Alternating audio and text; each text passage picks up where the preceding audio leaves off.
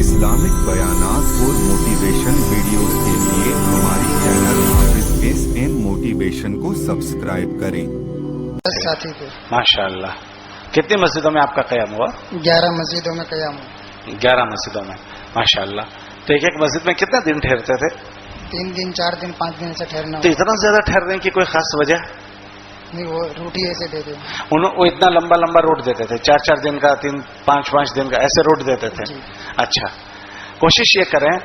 हमारे एक बुजुर्ग से किसी ने पूछा कि एक मस्जिद में कितना क़याम करें, 2 दिन 3 दिन 4 दिन 5 दिन, ऐसा पूछा। तो हमारे बुजुर्ग ने क्या जवाब दिया पता है? कि तुम्हारा सवाल गलत है। अच्छा, तो फिर सवाल क्या होना चाहिए?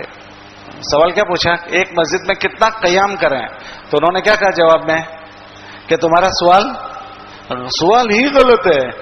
तो उन्होंने पूछा, आप यूं पूछो, एक मस्जिद में कितना काम करें?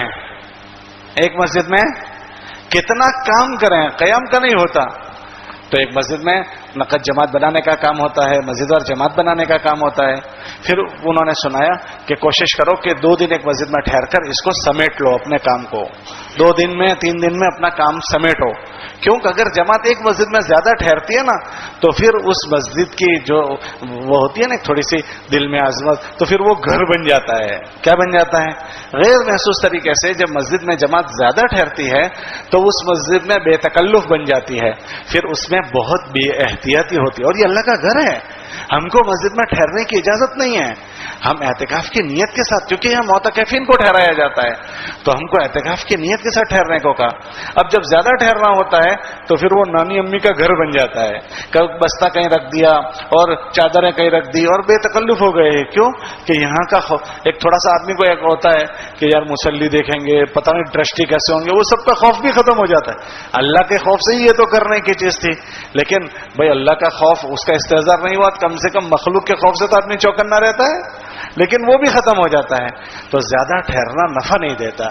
इसलिए कोशिश कर रहे हैं कि एक मस्जिद में 2 दिन ठहरो और उसमें अपना पूरा काम समेट लो, तो उसमें रहने में एहतियात रहती है। ज्यादा ठहरने में एहतियात खत्म हो जाती है। समझ रहे हैं?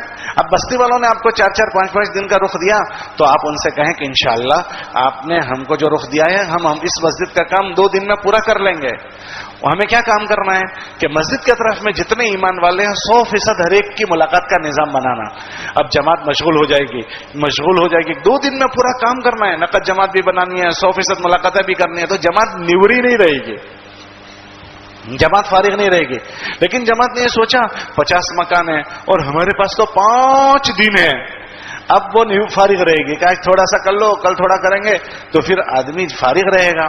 और अगर फारिग रहा तो फुर्सत क्या होती है पता है? बेकारी गुनाहों का दरवाजा है। जहां आदमी बेकार हुआ वो गुनाह करेगा, लाया नहीं करेगा। इसलिए बेकार नहीं रहना चाहिए, अपने आप को काम से मशगूल करने का।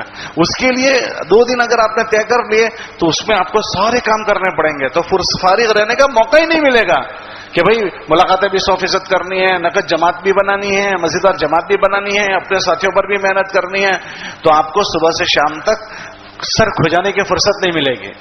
लेकिन आपने लंबा क़याम कर लिया तो ये सब चीजें टूट जाती है। आइंदा ख्याल करोगे ना इसका? उनको हम समझाए हैं बस्ती वालों को कि जितने का आपने हमको रूट दिया है, इंशाल्लाह पूरा काम हम कितने दिन में समेट लेंगे, और जरूरत पड़े तो फिर तीसरा दिन कर लो। बाकी 4-4 5-5 दिन ठहरना ये ज्यादा मुफीद नहीं होता। करेंगे इसकी कोशिश? माशाअल्लाह।